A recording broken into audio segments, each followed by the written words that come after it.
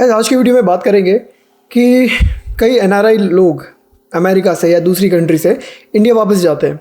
उसके बहुत रीज़न होते हैं और उसमें कोई गलत भी नहीं है। सबकी अपनी प्रेफरेंस है। आपको जहाँ रहना है जहाँ आपको अच्छा लगे वहीं रहे, इसमें कोई बुराई नहीं है, बहुत अच्छी बात है। अपनी ज़िंदगी के वैल्यूएबल टाइम नहीं ख़राब करना चाहिए। जिस देश में आपको अच्छा लगता है रहना, आपको वहाँ रहना चाहिए। और इंडिया वापस जाने के बहुत सारे रीज़न्स होते हैं। नंबर 1 रीज़न होता है आपकी फैमिली वापस इंडिया में होती है। अगर आप इंडिया छोड़ के आए हैं उधर, राइट, तो आपके पेरेंट्स इंडिया में है, आपके दोस्त इंडिया में है, आपका एक्सटेंडेड सर्कल इंडिया में है।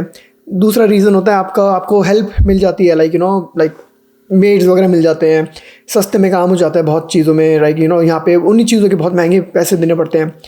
कई लोगों को लगता है कि उनका जो फ्रेंड सर्कल है, सोशल लाइफ है, यहाँ पे बच्चों की इतनी सोशल लाइफ नहीं है, इंडिया में सोशल लाइफ ज़्यादा है, तो उस रीज़न से भी लोग वापस जाते हैं।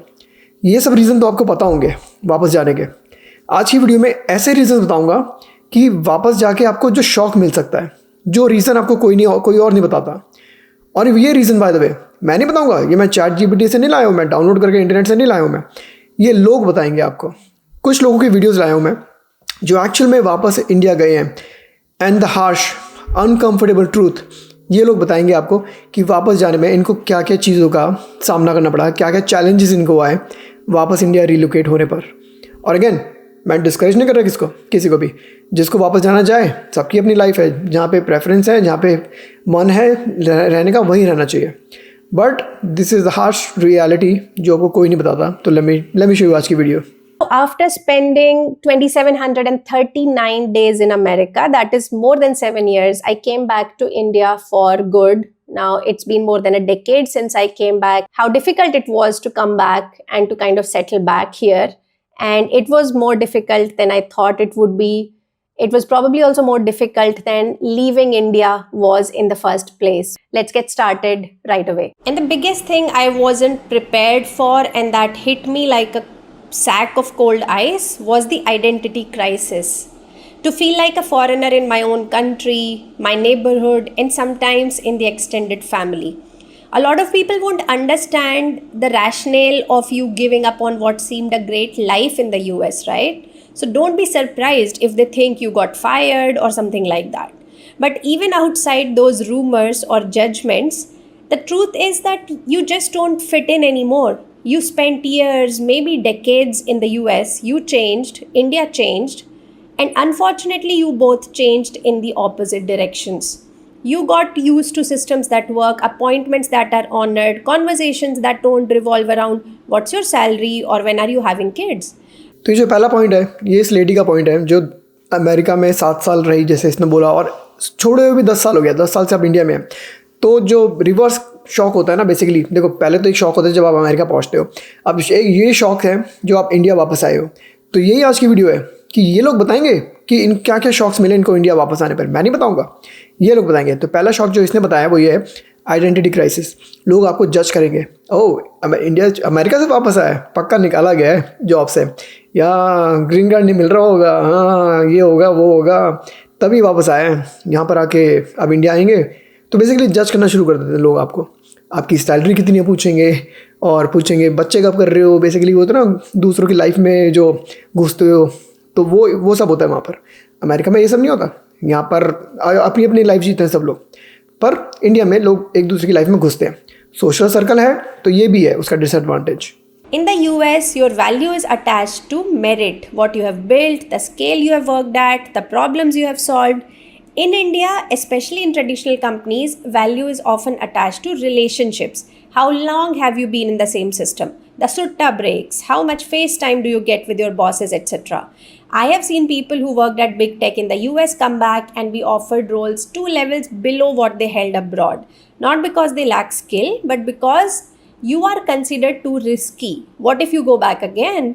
You would never stay here for long term. You haven't managed Indian teams, etc., etc. अब चलो सेकंड पॉइंट में हम जॉब्स की बातें कर लेते हैं। जब आप वापस जाओगे, जॉब तो करेंगे आप लोग, ऐसा तो है नहीं कि अमेरिका में बहुत पैसे छाप लिए और इंडिया में जॉब ही नहीं करोगे। तो जॉब कैसे करोगे, वो समझते हैं आप लोग अनस्टेबल हो इंडिया वाले। आपने इंडियन टीम मैनेज नहीं करी, आपने अमेरिका में काम किया बहुत टाइम, तो ये प्रॉब्लम आने वाली है आपको। दूसरा, जो वर्क कल्चर है ना, अमेरिका वर्सेस इंडिया का ज़मीन आसमान का फ़र्क है। अमेरिका में जो आप यूज़ टू होंगे 8 से 4 या 8 से 5 काम करने की या 9 से 5 काम करने की। उसके अलावा कोई ओवर टाइम नहीं होता, घर पे जाके आप काम नहीं करते, एक्सपेक्टेशन ही नहीं है ज़्यादा काम करने की। इंडिया में तो एक्सपेक्टेशन है ही है भाई। मैंने 10 में से 9 लोग देखे हैं इंडिया में जो कि ऑफिस से आके भी रात को काम करते हैं इंडिया में, और ये वहाँ का वर्क कल्चर है। क्या आप उसके लिए तैयार हैं? तैयार हैं तो बिल्कुल जाइए इंडिया वापस। अब एक पॉइंट और बता देता हूँ आपको। अब जो स्क्रीनशॉट आप देख रहे हो ये है laid off in the US, no vacancy at home, why H1B returnees are struggling to find jobs in India. तो ये रियल स्टोरी है बाय द वे। जो H1B लोग जो अब अगर अमेरिका से वापस जा रहे हैं, जॉब नहीं मिल रही उनको अमेरिका में, तो इंडिया में भी नहीं मिल रही। जॉब्स की किल्लत चल रही है आजकल इंडिया में भी। Thousands of Indian tech professionals laid off by companies such as Meta, Amazon and Microsoft are returning home. But many are finding it difficult to land jobs in India as tech hiring slows. ये आज की सच्चाई है। अगर अब आप जाने के सोच रहे हैं तो वहाँ पे जॉब मिलना बहुत मुश्किल होगा आजकल के दिनों में। एक चीज़ और जो मिस कर गए हम लोग, जैसे उस लेडी ने बोला कि अमेरिका में मेरिट चलता है, स्किल चलते हैं। अगर आपके पास करियर में ब्रेक भी है ना, जैसे कि लेट्स से आपका 10 साल का करियर है, या भी अगर आप लेडी हैं, प्रेगनेंसी के लिए आपने ब्रेक ले लिया या वैसे ही आपने छोड़ दिया, ले ऑफ हो गए, कोई फ़र्क नहीं पड़ता। अगली जॉब जो होगी ना, कोई नहीं पूछेगा आपके ब्रेक था तो क्यों था, कोई फ़र्क नहीं पड़ता। As long as you have skills आपको जॉब मिल जाएगी। ये इंडिया में नहीं होता। इंडिया में भाई पूरा ग्रिल कर देंगे और गलत निगाहों से, बुरी निगाहों से देखा जाएगा कि ओह आपके करियर में तो ब्रेक है। Now let's talk about the reverse culture shock. So you thought culture shock was hard when you went to the US. Now let me tell you, reverse culture shock is 10 times worse. So here are 5 reverse shocks we don't think about. 1, the bureaucracy nightmare. You need a PAN card update, 3 visits. Never ending KYC updates in state bank. Aadhaar correction might take 2 months. Bring your patience and a thick skin for bribes disguised as processing fee. We all know the Indian jugaad, right? Then there is the privacy invasion. Your neighbors will know your business before you do. Your relatives will scoff at the salary you gave up to be back in India. Your parents' friends will constantly ask you why you wasted years in US beta just when you were going to come back. And there are infrastructure gaps. You have gotten used to 24/7 electricity, water and internet. Welcome back to planned power cuts and water tankers. Your car getting scratched in the parking lots and nobody is responsible. 4th, the professional frustration. You brought back Silicon Valley work ethics. Your new team operates on जुगाड़ and चलता है, इसको shortcut कर लेते हैं. You'll spend more time in alignment meetings than actually working. And lastly, let's not forget the Indian standard time problem. I remember my first few weeks when I got back, I scheduled a meeting for 10 a.m. The person showed up at 10:47 and it was normal, no explanation required. So I had unlearned Indian standard time for 7 years. Now I had to relearn it, and that's just the beginning.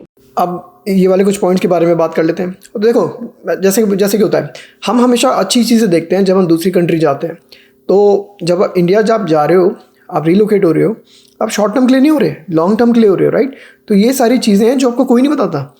Power cuts होंगे, you are not used to. आप America में power cuts नहीं होते। अब आप India जा रहे हो तो वहाँ पे उसकी आदत डालनी पड़ेगी। And this is true story by the way. Last time जब मैं इंडिया में था, भाई साहब मैंने काउंट करे बैंगलोर में दिन में कम से कम 30 टाइम्स पावर कट हुए हैं। हाँ, इन्वर्टर है उनके पास, पर परेशानी तो है ना, बार बार पावर कट होता है, फिर इंटरनेट बंद हो जाता है, टीवी बंद हो जाता है, एकदम से अप्लाइंस कितने ख़राब हो जाते हैं एकदम से पावर कट में। दिन में अगर 30 बार पावर कट हो गए, एवरी डे होंगे, अप्लाइंस ख़राब नहीं होंगे आपके। अब जैसे वो कार लगने की बात बोली उसने, अगर आपकी कार लग गई पार्किंग लॉट के अंदर, नो वन इज़ रिस्पॉन्सिबल। किसका पीछा करोगे आप? यूएस में प्रॉपर पॉलिसीज़ हैं, इंश्योरेंस कितना बढ़िया काम करते हैं ये भी आपको पता है। तो छोटी छोटी चीज़ें भी बहुत मैटर करती हैं। और वर्क कल्चर की तो बात करी थी मैंने, जो इंडियन स्टैंडर्ड टाइम की बात कर रही है, वो लोग लेट आते हैं एंड इट्स ओके। अमेरिका में people are punctual, specially Americans, they are punctual. अगर 10 बजे की मीटिंग है 9:55 पे आ जाएंगे और they will be ready. Continue करते हैं वाली वीडियो पर एक क्विक पॉज। अगर आपको आज की वीडियो अच्छी लग रही है, सब्सक्राइब करें चैनल को, सब्सक्राइब करें बिना ना जाएं। और अगर आपको ये वीडियो अच्छी लग रही है और आप चाहते हैं इस वीडियो को प्रमोट करना, नीचे हाइप बटन दबा दें। हाइप करने से यूट्यूब वाली वीडियो और प्रमोट करेगा। Then there is the quality of life, right? This is where you realize the limitations of money, because no matter how much money you have, you cannot buy some basic things in India. Let me give you a personal example. So I live in Gurgaon. When I had to take my less than 2-year-old daughter to the doctor thrice within a month, And when she would just cough all night, I felt the most helpless I've ever felt in life. I am talking about the air quality, the AQI. WHO says the safe limit is below 50. And on a normal day, Delhi now has AQI of 200 plus. And in the peak winters, it crosses 450 all the time. How do you make peace with that? How do you justify not being able to give proper air to your kids? By the way, other metros in India are not safe either, maybe just a little better than Delhi. Bangalore runs AQI of 80 to 120 at times. Mumbai easily reaches 100 to 150, and if there was no ocean or the persistent humidity, it would probably be as bad as Delhi also. Even if you earn 2 crore a year, your kids breathe the same air. Schools don't shut for pollution, and outdoor play becomes conditional. AQI is just one issue. Talk about commute problems in Bangalore, safety issues for women all across India, waterlogging, road rage, bad sanitation, and just general shittiness of infrastructure in so many places. There are so many small things that we take for granted in many other countries. Yes, you can buy air purifiers, gated societies, weekend escapes, but you cannot buy clean air at scale. You cannot find walkable cities, and you cannot find freedom of movement no matter how much money you have. It just gets exhausting in the long run. अब again कई सारी छोटी छोटी चीज़ें बोली, infrastructure, टूटी roads, पानी की प्रॉब्लम, सबसे बड़ी AQI की प्रॉब्लम. अब चाहे आप अंबानी को ही ले लो, अंबानी रिचेस्ट आदमी होगा इंडिया का, सूंघता तो वही हवा है ना जो बाकी लोग सूंघते हैं. अनसेफ, जो लंग में प्रॉब्लम हो रही होगी अंबानी के, उसके घर में ठीक है एयर प्यूरीफायर होगा, कार में होगा, बिल्डिंग ऑफिस जहाँ पे जाता होगा, कभी तो घर से बाहर निकलता होगा खुली हवा में, अपने बैकयार्ड में, अपने कोई ऐसे कहीं तो कुछ तो करता होगा. और सबको पता है ओपन में भी बहुत जाते हैं बड़े बड़े लोग भी. वो वाली हवा अब क्या होगा, इतने पैसे के बाद भी आप सूंघ तो वही हवा रहे हो ना जो आपके लंग को प्रॉब्लम कर रही है इन द लॉन्ग रन. तो ये वो चीज़ें हैं जो अमेरिका में या बाहर के देशों में हमारे लिए नॉर्मल है. It's like this is not a luxury, this is a basic amenity जो सबको मिलनी चाहिए. Nobody cares about air quality, कोई नॉर्मल है. बट ये चीज़ इंडिया में अब लग्जरी है, ये सबको नहीं मिलती ये चीज़ अब. Lastly, I'm going to talk about the healthcare paradox. Now, we know US healthcare is broken, but India has its own issues. So, hear me out. I feel both systems are broken, just in different ways. So, in US, of course, we complain about that no matter how much pain I am in, it will take 6 to 8 weeks just to get the right doctor's appointment. The insurance is paying $400 per month in premium. Then there would be $2,000 deductible. One ER visit itself might cost you $3,500. You need a PhD even to understand your own insurance, and it's all very complicated. In India, let's look at the positives. You can walk in and see the specialist same day. You can get your blood tests done in 4 hours, not 4 days. MRI tomorrow, pay 6,000, get it done. When it works, the Indian system looks amazing. But here's the catch. I have doctors in my family. I know which hospitals to trust, which doctors are competent, and which labs are accurate. That insider knowledge is everything. Without it, you can be prepared for unnecessary procedures because doctors get commissions. Example, why do I need a dental x-ray from a dentist's trusted lab when I got one done from somewhere else? Now, even that is fine, but imagine doctors pulling out the wrong tooth altogether or operating on left instead of the right kidney. Yes, these are real stories happening to real people. Nobody takes any ownership later on. The doctors will just tell you how they can fix it, and it's not a big deal. I have heard of patients kept on ventilator even after they were dead just to make the bill fatter. Unfortunately, such practices are not one-off, and getting your health insurance to pay your bills is a whole different pain. Health care की भी सही बात कर दी इस lady ने, बिल्कुल सही बोली है. अमेरिका का हेल्थ केयर एक्सपेंसिव है. यस, विदाउट इंश्योरेंस तो यू आर ख़त्म है. इश्यूज प्रॉब्लम से नहीं, आप पैसों से ख़त्म हो जाओगे.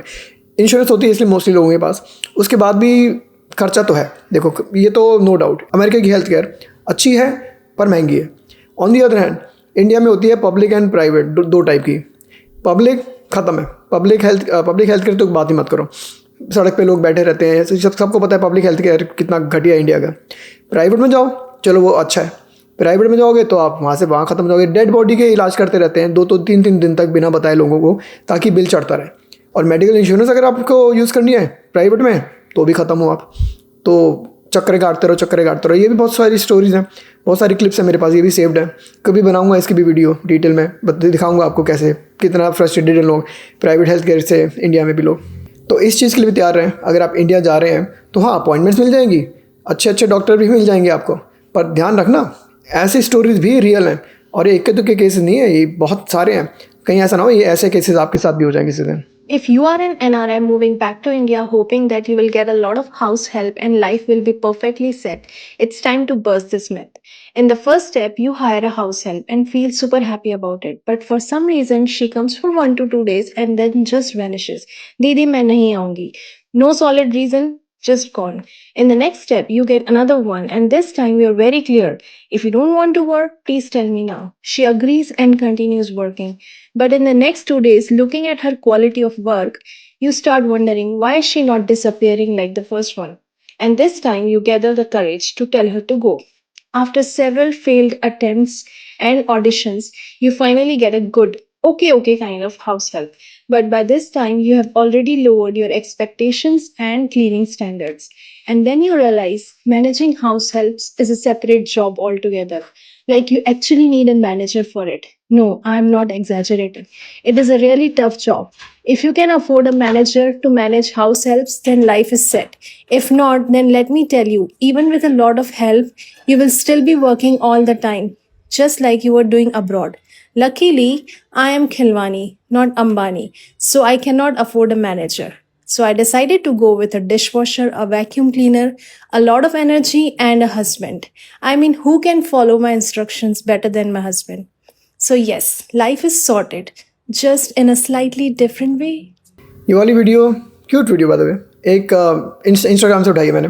एक इंडियन फैमिली अभी कनाडा से रिलोकेट हुई है, इंडिया गई है वापस। और देखो, हम लोग रोते हैं ना कि अमेरिका में या दूसरे देशों में हाउस हेल्प नहीं है, मेड नहीं है, हम सारा काम खुद ही करना पड़ता है, ये वो है। तो इसको भी लगा है फैमिली को कि इंडिया में तो हाउस हेल्प है। और वो वादे वो तब भी थी जब आप छोड़ के जाते हो ना अमेरिका के लिए, इंडिया छोड़ के जाते हो, वो तब भी होती है। तो छोड़ के क्यों जाते हो? अगर आपको हाउस हेल्प ही चाहिए, आपको पता है अमेरिका में नहीं मिलेगी, तो छोड़ के क्यों जाते हो आप लोग? मत छोड़ के जाओ। But anyway, let's come to the point कि इंडिया में हाउस हेल्प है, और यही सोच के ये लोग गए थे कि अरे लाइफ सेट हो जाएगी, ऐसा होगा वैसा होगा। अभी भी बेचारे परेशान है कि हाउस हेल्प आती ही नहीं है, छुट्टियां मारती रहती है, टेंशन है रोज़ की, आ जाएगी नहीं आएगी, खुद ही अभी भी खुद काम, कितना सारा काम खुद करना पड़ता है। उसके बाद भी कुछ कमेंट्स पढ़ाऊँगा अभी मैं वीडियो के बाद। एक दूसरी क्लिप और दिखा देता हूँ इन्हीं फैमिली की, इसी लेडी की, फिर बात करते हैं। Welcome to part 2 of why we prefer dishwasher over a maid. तो पहले इसको धो लेते हैं क्योंकि ये डिशवॉशर में नहीं जाएगा। One of the biggest reason is no human can clean and sanitise your utensils as the dishwasher can. और सबसे बड़ा एडवांटेज क्लीनिंग भी नहीं है, उससे बड़ा एडवांटेज है रिलायबिलिटी। ऑलमोस्ट एवरी मॉर्निंग हमारे सोसाइटी ग्रुप में ये सारे मैसेजेस आते हैं जो आपको अभी स्क्रीन पे दिखेंगे। Imagine starting your day with that stress, because honestly, dusting can wait, vacuum can wait, laundry can wait, but a sink full of dirty dishes cannot really wait. Would I still choose a dishwasher over a maid after moving back to India? Absolutely not, because it's a luxury, because it removes one daily dependency from my life. And at the end of the day, dishwasher runs on electricity and it will never call me to say, Didi, मैं आज नहीं आ पाऊंगी. By the way, we have a maid for Jhadu Pocha and I received this call this evening. Hello? Hello दीदी। हाँ मनीषा। हाँ दीदी, कल एक दिन काम पे नहीं आऊंगी दीदी। अच्छा ठीक है। वेट, क्या इस लेडी ने बोला dishwasher is a luxury? I mean it's not a luxury, but हम तो अमेरिका में ऐसी चीज़ें तो लाइक हर घर में होती हैं, हर घर में सालों से हैं। डिशवॉशर और सिंक में एक्सटेंडेबल जो वो आते हैं फॉसेट्स एंड ऑल, अब ये चीज़ें लग्जरी हैं। रोबो वैक्यूम, ये तो हर घर में पाए जाते हैं अमेरिका में। जैसे इंडिया में मोस्टली लोग हाउस हेल्प लेते हैं ना, ऐसे ही हर घर में अमेरिका में ये चीज़ें मिलती हैं, and this is not a luxury. तो अब आपने देखा इस लेडी का एक्सपीरियंस कितना फ्रस्ट्रेटेड है कि हमें लगा था इंडिया जाके हाउस हेल्प मिलेगी, हमें क्या मिल रहा है? परेशानियाँ। कुछ कमेंट्स पढ़ाता हूँ, देखो आप। पहला कमेंट है हिमोली का, bad decision to go back to India, quality of life is more important, one important point you could have added is about food, You cannot trust food in India. Controversial है, I mean सबको पता है India में food quality कैसी है. थोड़े से comments और पढ़ो आप.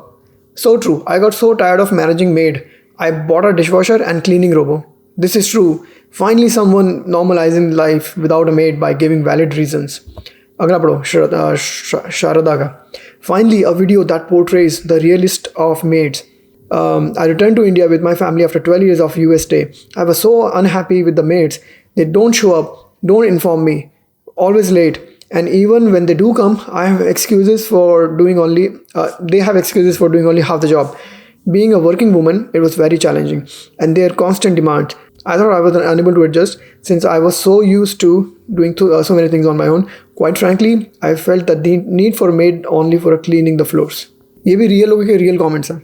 मैं बस ये कुछ चीज़ें हाईलाइट करना चाह रहा था कि सबको जब इंडिया जाते हैं ना, सब वेकेशन पे जाते हैं, कुछ टाइम के लिए जाते हैं, 2 हफ्ते 3 हफ्ते 5 हफ्ते 6 हफ्ते के लिए जाते हैं इंडिया. बहुत अच्छा लगता है, सबको अच्छा लगता है, मज़ा आता है क्योंकि आप वेकेशन पे गए हो. रहने वाली बात अलग होती है. जब आपको रहना होता है ना, तो आपको गुड एंड बैड दोनों चीज़ें वे करनी पड़ती हैं. अगर आपको लगता है कि अभी भी अच्छा है वहाँ पे मूव करना, तो मूव कर लो. पर ये चीज़ें ये कोई नहीं बताता आपको, इसलिए आज ऐसी वीडियो बना रहा हूँ मैं. These are like shocking things जो आपको वापस जाके शॉक मिलेगा. तो वाई नॉट बी प्रिपेयर्ड. अगर इन चीज़ों के बाद भी you are happy to go back. आपकी लाइफ है, जहाँ पे आपको अच्छा लगे वहाँ रहें आप. बट बी प्रिपेयर्ड कि देखो अच्छाई है तो बुराई भी है, हर कंट्री में है. US is also not perfect. US में भी बहुत प्रॉब्लम्स हैं. गन कल्चर है, इंडिया में रेप्स हैं उतने ही जितने यहाँ पे गन कल्चर है, इंडिया में रेप्स हैं उतने. तो यू हैव टू वे कि आपको क्या चाहिए. ये थी आज की वीडियो. कैसी लगी कमेंट्स में बताना. अच्छी लगे शेयर करें, आगे लाइक करें, सब्सक्राइब करें चैनल को. मिलेंगे आपसे अगली वीडियो में गाइस. बाय.